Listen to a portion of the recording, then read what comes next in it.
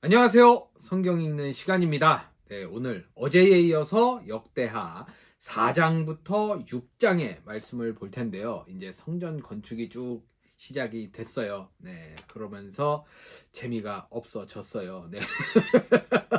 느낌이 살짝 이거 아는 내용이기도 하고 전에 자세히 나왔었잖아요. 그 전에 지으면서 맞잖아요. 네, 그래서 저는 이제 솔로몬 이야기에 좀 집중을 하고 싶다 이런 생각이 있는데 과연 역대하의 말씀은 어디에 집중하고 있을지 한번 같이 보도록 하겠습니다. 네, 먼저 역대하 4장의 말씀 보도록 하겠습니다. 솔로몬이 놋으로 제단을 만들었는데 그 길이가 20자이고 너비가 20자이고 높이가 10자이다. 네, 대충 봤을 때 굉장히 크게 제단을 만든 것 같아요. 그 다음에 후람은 또 놋쇠를 부어서 바다 모양 물통을 만들었는데 그 바다 모양 물통은 그 지름이 10자, 높이가 5자, 둘레가 30자이고 둥근 모양을 한 물통이었다. 그 가장자리 아래로는 돌아가면서 놋쇠로 만든 황소 모양이 있는데 이것들은 놋쇠로 바다 모양 물통을 만들 때에 두 줄로 부어서 만든 것이다. 네, 어떻게 보면 그냥 두 개 같이 만들었다. 이런 뜻인 것 같죠. 또한 12마리의 놋쇠 황소가 바다 모양 물통을 떠받치고 있는데 3마리는 북쪽을 바라보고 3마리는 서쪽을 바라보고 3마리는 남쪽을 바라보고 3마리는 동쪽을 바라보고 서 있는데 등으로 바다 모형을 떠받치고 있었다. 황소는 모두 엉덩이를 안쪽으로 향하고 있었다. 네, 어떻게 보면 좀 당연한 얘기를 이렇게 썼네요. 그 놋쇠로 된 바다 모양의 물통의 두께는 손 너비만 하였다. 네, 보통 어항 보면 두께가 굉장히 두꺼운 경우가 있거든요. 네, 물이 그만큼 많이 무겁다고 하더라고요. 네, 그래서 이제 좀 두껍게 만든 것 같아요. 그 테두리는 나리꽃 봉오리 모양으로 잔의 테두리처럼 둥글게 만들었다. 그 용량은 물을 3,000마일 정도 담을 수 있는 것이었다. 네, 굉장히 많은 양인 것 같은데 찾아보지 않습니다. 솔로몬은 또 씻을 물을 담는 대야 10개를 만들어서 5은 오른쪽에 두고 5은 왼쪽에 두어 번제물을 씻는 데에 사용하게 하였다. 그러나 바다 모양 물통에 담긴 물은 제사장들이 씻을 물이었다. 그는 또 금 등잔대 10개를 규격대로 만들어서 본당 안에 두었는데 5은 오른쪽에 5은 왼쪽에 두었다. 그는 또 상 10개를 만들어서 본당 안에 두었는데 5은 오른쪽에 5은 왼쪽에 두었다. 그는 또 금쟁반 100개를 만들었다. 그는 또 제사장의 뜰과 큰 뜰을 만들고 큰 뜰 대문에는 문짝들을 만들어서 달고 놋쇠를 입혔다. 바다 모양 물통은 성전의 오른쪽, 동남쪽 모퉁이에 두었다. 네, 저 이제 물통이 저 어떻게 보면 가운데 쪽이나 좀 이렇게 보기 좋은 데 있을 줄 알았는데 구석에 이렇게 놨네요. 후람은 또 솥과 부삽과 대접을 만들었다. 이렇게 후람은 솔로몬 왕이 하나님의 성전에다가 해 놓으라고 시킨 모든 일을 마쳤다. 그가 만든 것들은 기둥과 그 두 기둥 꼭대기에 얹은 둥근 공 모양을 한 기둥 머리 둘과 그 두 기둥 꼭대기에 있는 공 모양을 한 기둥 머리에 씌운 그물 2개와 계속 이게 기억력 게임 같은 느낌이네요. 기둥 꼭대기에 있는 공 모양을 한 기둥 머리에 씌운 각 그물에다가 2줄로 장식한 석류 400개를 만들었다. 또 그가 만든 것은 받침대와 받침대 위에 놓을 대야와 바다 모양 물통 1개와 그 바다 모양 물통 아래에 받쳐놓은 황소 모양 12개와 솥과 부삽과 고기 갈고리였다. 이런 일의 전문가인 후람이 주님의 성전에서 쓸 것으로 솔로몬에게 바친 모든 기구는 광택나는 놋쇠로 만든 것들이었다. 왕은 이 기구들을 숫꽃과 스레다 사이에 있는 요단 계곡에 진흙에 부어서 만들게 하였다. 이것도 이제 틀을 만드는 것도 이제 어디 가서 그 재료로 만들어라 뭐 이런 게 있었나 봐요. 솔로몬이 이 모든 기구를 너무나 많이 만들었으므로 여기에 사용된 놋쇠의 무게는 아무도 모른다. 솔로몬이 또 하나님의 성전 안에다가 둘 기구를 만들었으니 곧 금제단과 빵을 늘 차려놓는 상들과 지성소 앞에 규례대로 켜놓을 순금 등잔들과 등잔대들과 순금으로 만든 꽃 장식과 등잔과 부집게와 순금으로 만든 심지 다듬는 집게와 대접과 숟가락과 불 옮기는 그릇과 성전 어귀 곧 성전의 맨 안쪽 지성소의 문짝들과 성전 본관의 문짝들이었다. 이 문짝들도 금으로 입혔다. 네, 금이 정말 많이 필요했겠네요. 네, 이렇게 4장이 마무리되었습니다. 네, 계속해서 역대하 5장의 말씀 보도록 하겠습니다. 이렇게 해서 솔로몬은 주님의 성전을 짓는 모든 일을 완성하였다. 솔로몬은 그의 아버지 다윗이 거룩하게 구별해서 바친 성물, 곧 은과 금과 모든 기구를 가져다가 하나님의 성전 창고에 넣었다. 저는 좀 여기서 좀 걸리는 게 보통 금과 은과 뭐 이렇게 나올 텐데 은이 꼭 먼저 나와서 헷갈리더라고요. 저는 그런 경우가 있습니다. 솔로몬은 주의 언약궤를 시온 곧 다윗성에서 성전으로 옮기려고 이스라엘 장로들과 이스라엘 자손의 각 가문의 대표인 온 지파의 지도자들을 예루살렘으로 불러 모았다. 이스라엘의 모든 남자가 7째 달 절기에 왕 앞에 모였다. 이스라엘의 모든 장로가 모이니 레위 사람들이 궤를 메어 옮겼다. 그렇죠. 이 레위 사람들이 해야죠. 딴 사람들이 했다 난리가 납니다.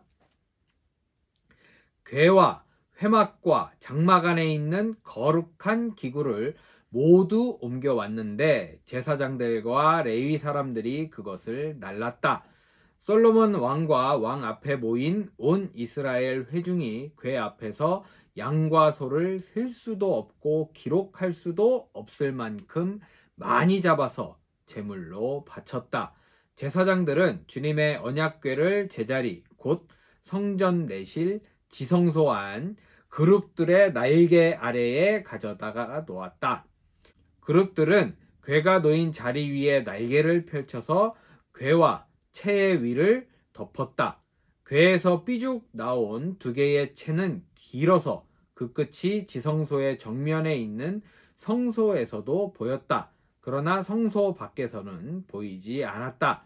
그 채는 오늘날까지 그곳에 그대로 놓여 있다.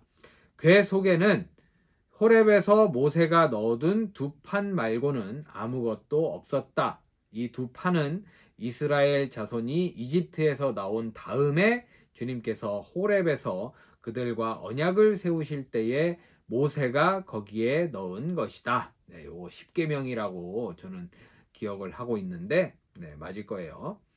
제사장들이 성소에서 나올 때에 제사장들은 갈래의 순번을 가리지 않고 모두가 이미 정결 예식을 마치고 거기에 들어가 있었고 노래하는 레위 사람들인 아삽과 헤만과 여두둔과 그의 아들들과 친족들이 모두 모시옷을 입고 심벌지와 검은고와 수금을 들고 제단 동쪽에 늘어서고 그들과 함께 나팔 부는 제사장 120명도 함께 서 있었다. 나팔 부는 사람들과 노래하는 사람들이 일제히 한 목소리로 주님께 찬양과 감사를 드렸다. 나팔과 심벌지와 그 밖에 악기가 한데 어우러지고 주님은 선하시다. 그 인자하심이 영원하다 하고 소리를 높여 주님을 찬양할 때에 그 집 곧 주님의 성전에는 구름이 가득 찼다. 주님의 영광이 하나님의 성전을 가득 채워서 구름이 자욱하였으므로 제사장들은 서서 이를 볼 수가 없었다. 네, 오줌 싸는 거 아니고요. 서 있을 수 없었다. 뭐 이런 느낌이죠. 이렇게 참 기쁜 마음으로 기분 좋게 5장이 마무리되었습니다. 네, 끝으로 역대하 6장의 말씀 보도록 하겠습니다. 그런 가운데 솔로몬이 주님께 아뢰었다. 주님께서는 캄캄한 구름 속에 계시겠다고 말씀하셨습니다. 이제 주님께서 계시라고 내가 이 웅장한 집을 지었습니다. 이 집은 주님께서 영원히 계실 곳입니다. 그런 다음에 왕은 얼굴을 돌려 거기에 서 있는 이스라엘 온 회중을 둘러보며 그들에게 복을 빌어 주었다. 그는 말하였다. 주 이스라엘의 하나님을 찬양하십시오. 주님께서는 내 아버지 다윗에게 친히 말씀하신 것을 모두 그대로 이루어 주셨습니다. 주님께서 말씀하시기를 내가 내 백성을 이집트 땅에서 이끌어낸 날부터 오늘에 이르기까지 내가 내 이름을 기릴 집을 지으려고 이스라엘 어느 지파에서 어느 성읍을 택한 일이 없다. 또 내 백성 이스라엘을 다스릴 영도자를 삼으려고 어느 누구도 택한 바가 없다. 그러나 이제는 내 이름을 둘 곳으로 예루살렘을 택하였고 내 백성 이스라엘을 다스릴 사람으로 다윗을 택하였다 하셨습니다. 내 아버지 다윗께서는 주 이스라엘의 하나님의 이름을 기릴 성전을 지으려고 생각하셨으나 주님께서 내 아버지 다윗에게 이르시기를 내가 내 이름을 기릴 성전을 지으려는 마음을 품은 것은 아주 좋은 일이다. 그런데 그 집을 지을 사람은 내가 아니다. 내 몸에서 태어날 내 아들이 내 이름을 기릴 성전을 지을 것이다 하셨습니다. 주님께서 말씀하신 대로 아버지 다윗의 뒤를 이어서 이렇게 내가 이스라엘의 왕위를 이었으며 주 이스라엘의 하나님의 이름을 기릴 성전을 지었으니 주님께서는 이제 그 약속을 이루셨습니다. 그리고 나는 주님께서 이스라엘 자손과 더불어 세우신 언약을 넣은 궤를 여기에 옮겨다 놓았습니다. 그런 다음에 솔로몬은 이스라엘 온 회중이 보는 데서 주님의 제단 앞에 서서 두 팔을 들어 폈다. 솔로몬이 일찍이 놋쇠로 길이 5자, 너비 5자, 높이 석자인 대를 만들어 뜰 가운데 놓았는데 바로 그 대에 올라가서 이스라엘 온 회중 앞에서 무릎을 꿇고 하늘을 바라보며 두 팔을 들어 펴고 이렇게 기도하였다. 주 이스라엘의 하나님, 하늘에나 땅에나 그 어디에도 주님과 같은 하나님은 없습니다. 주님은 온 마음을 다 기울여 주님의 뜻을 따라 사는 주님의 종들에게는 언약을 지키시고 은혜를 베푸시는 분이십니다. 주님께서는 주님의 종인 내 아버지 다윗 임금에게 약속하신 것을 지키셨으며 주님께서 친히 그에게 말씀하신 것을 오늘 이렇게 손수 이루어 주셨습니다. 이제 주 이스라엘의 하나님 주님께서 주님의 종인 내 아버지 다윗 임금에게 말씀하시기를 내 자손이 저마다 길을 삼가서 내가 내 앞에서 살아온 것 같이 내 율법대로 살기만 하면 내 자손 가운데서 이스라엘 왕위에 앉을 사람이 내 앞에서 끊어지지 않게 하겠다 하고 약속하신 것을 지켜주시기를 바랍니다. 이제 주 이스라엘의 하나님 주님의 종인 다윗 임금에게 약속하신 말씀을 주님께서 이루어 주시기를 빕니다. 그러나 하나님께서 사람과 함께 땅 위에 계시기를 우리가 어찌 바라겠습니까? 저 하늘 위의 하늘이라도 주님을 모시기에 부족할 터인데 내가 지은 이 성전이야 더 말해 무엇하겠습니까? 그러나 주 나의 하나님, 주님의 종이 드리는 기도와 간구를 돌아보시며 주님의 종이 주님 앞에서 부르짖으며 드리는 이 기도를 들어주십시오. 주님께서 낮이나 밤이나 눈을 뜨시고 이 성전을 살펴주십시오. 이곳은 주님께서 주님의 이름을 두시겠다고 말씀하신 곳입니다. 주님의 종이 이곳을 바라보며 기도할 때에 이 종의 기도를 들어주십시오. 그리고 주님의 종인 나와 주님의 백성 이스라엘이 이곳을 바라보며 기도할 때에 그 기도를 들어주십시오. 주님께서 계시는 곳 하늘에서 들으시고 들으시는 대로 용서해 주십시오. 저 근데 이거 좀 걸리더라고요, 이 말이. 하늘에 계셔서 막 하늘에서 들으시고, 아니 성전을 만들어 놨으면 하나님이 그 성전 안에 계셨다고 생각을 해야지.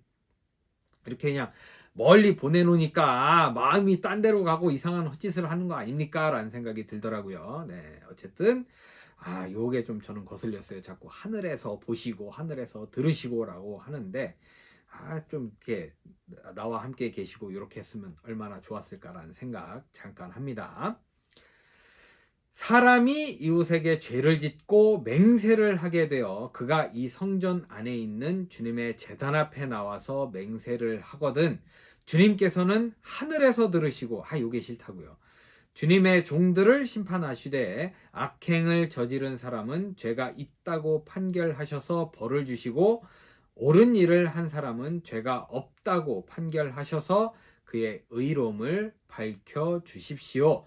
주님의 백성 이스라엘이 주님께 죄를 지어 적에게 패배했다가도 그들이 뉘우치고 돌아와서 주님의 이름을 인정하고 이 성전에서 주님께 빌며 간구하거든 주님께서는 하늘에서 들으시고 주님의 백성 이스라엘의 죄를 용서해 주십시오. 그리고 그들과 그들의 조상들에게 주신 땅으로 그들을 다시 돌아오게 해 주십시오.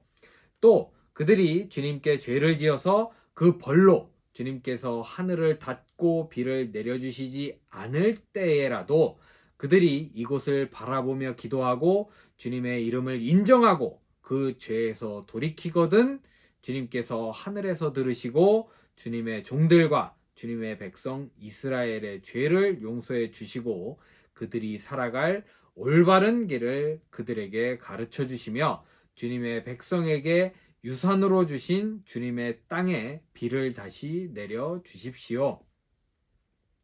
이 땅에 기근이 들거나 역병이 돌거나 곡식이 시들거나 깐부기가 나거나 메뚜기 떼나 누리 떼가 곡식을 갉아먹거나 또는 적들이 이 땅으로 쳐들어와서 성읍들 가운데 어느 하나를 애워싸거나 온갖 재앙이 내리거나 온갖 전염병이 번질 때에 주님의 백성 이스라엘 가운데 어느 한 사람이나 혹은 주님의 백성 전체가 저마다 재앙과 고통을 깨닫고 이 성전을 바라보며 두 팔을 펴고 간절히 기도하거든 주님께서는 주님께서 계시는 곳 하늘에서 들으시고 그들을 용서하여 주십시오. 주님께서는 각 사람의 마음을 아시니 주님께서 각 사람에게 그 행위대로 갚아 주십시오. 주님만이 사람의 마음을 아십니다. 자꾸 이렇게 하늘에서 들으시고 막 이렇게 얘기하는 게 저는 좀 이래서 또 눈앞에 또 우상들을 만들었나 이런 생각이 드네요.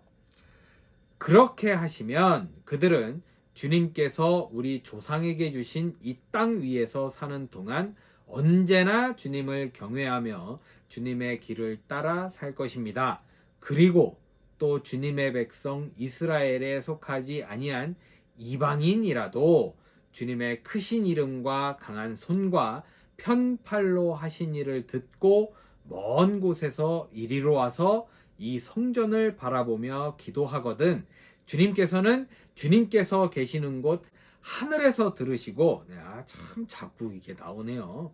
그 이방인이 주님께 부르짖으며 간구하는 것을 그대로 다 들어주셔서 땅 위의 모든 백성이 주님의 이름을 알게 하시고 주님의 백성 이스라엘처럼 주님을 경외하게 하시며 내가 지은 이 성전이 주님의 이름을 부르는 곳임을 알게 하여 주십시오. 주님의 백성이 적과 싸우려고 전선에 나갈 때에 주님께서 그들을 어느 곳으로 보내시든지 그곳에서 주님께서 선택하신 이 도성과 내가 주님의 이름을 기리려고 지은 이 성전을 바라보며 그들이 주님께 기도하거든 주님께서는 하늘에서 그들의 기도와 간구를 들으시고 그들의 사정을 살펴보아 주십시오. 죄를 짓지 아니하는 사람은 없습니다. 이 백성이 주님께 죄를 지어서 주님께서 진노하셔서 그들을 원수에게 넘겨주시게 될 때에 멀든지 가깝든지 백성이 남의 나라로 사로잡혀 가더라도 그들이 사로잡혀간 그 땅에서라도 마음을 돌이켜 회개하고 그들을 사로잡아간 사람의 땅에서 주님께 자복하여 이르기를 우리가 죄를 지었고 우리가 악행을 저질렀으며 우리가 반역하였습니다 하고 기도하거든 또 그들이 자기들을 사로잡아간 사람들의 땅에서라도 마음을 다하고 정성을 다하여 주님께 회개하고 주님께서 그들의 조상에게 주신 땅과 주님께서 선택하신 이 도성과 내가 주님의 이름을 기리려고 지은 이 성전을 바라보면서 기도하거든 주님께서는 주님께서 계시는 곳인 하늘에서 그들의 기도와 간구를 들으시고 그들의 사정을 살펴보아 주십시오. 주님께 죄를 지은 주님의 백성을 용서하여 주십시오. 나의 하나님, 이곳에서 사람들이 기도를 할 때마다 주님께서 눈을 떠 살피시고 귀를 기울여 들어 주십시오. 주 하나님, 이제는 일어나셔서 주님께서 쉬실 곳으로 들어가십시오. 주님의 능력이 깃든 궤와 함께 가십시오. 주 하나님, 이제는 일어나셔서 주님께서 쉬실 곳으로 들어가십시오. 주님의 능력이 깃든 궤와 함께 가십시오. 주 하나님, 주님을 섬기는 제사장들에게 구원의 옷을 입혀 주십시오. 주님을 믿는 신도들이 복을 누리며 기뻐하게 해 주십시오. 주 하나님, 주님께서 기름 부어 세우신 사람을 내쫓지 마시고 주님의 종 다윗에게 베푸신 은총을 기억하여 주십시오. 네, 기가 막힌 기도였습니다. 네, 이렇게 6장이 마무리되었습니다. 네, 이렇게 해서 오늘 역대하 4장부터 6장의 말씀까지 모두 읽어봤습니다. 네, 성전 건축에서부터 축제가 쫙 벌어지면서 마지막에 너무나 멋있게 이렇게 기도로 쫙 끝나는 왕다운 기도였다라는 생각을 하게 되는데요. 네, 한편으로 또 그런 생각이 들어요. 야, 이렇게 기도를 잘하는 놈이 왜 그랬을까? 그걸 아는 사람이 왜 그랬을까라는 생각이 드는 오늘의 말씀입니다. 역시 이 머리로 아는 거랑 이 실천하는 거랑은 좀 많이 다른 것 같아요. 네, 모쪼록 오늘만큼은 좀 그런 생각이 들더라고요. 우리가 아는 머리로 아는 것들을 좀 실천해 볼 수 있는 좀 좋은 쪽으로 머리로 뭐 강도짓을 막 이렇게 계획을 했다 실천하지 마시고요. 뭐 도둑질을 계획했다 실천하지 마시고 그런 거 말고 좀 좋은 일을 계획해서 좋게 이렇게 실천할 수 있는 오늘을 보내시는 건 어떨까 그런 생각이 듭니다. 저도 좀 해보려고요. 노력을 좀 해봤으면 좋겠다라는 생각을 하고 있습니다. 네, 오늘 하루 재밌게 잘 보낼 것 같네요. 네, 어쨌든 오늘 여러분들 복된 하루 잘 보내시고요. 네, 실천 잘 해보시고 또 안 해도 상관없어요. 굳이 뭐 꼭 해야 된다는 건 아니고 하면 또 좋겠다라는 생각을 하는 거지. 굳이 안 해도 상관없습니다. 마음 편하게 오늘 하루 잘 보내시고요. 저는 내일 역대하 7장부터 9장의 말씀을 들고 찾아오도록 하겠습니다. 오늘도 함께 해주신 여러분 감사합니다.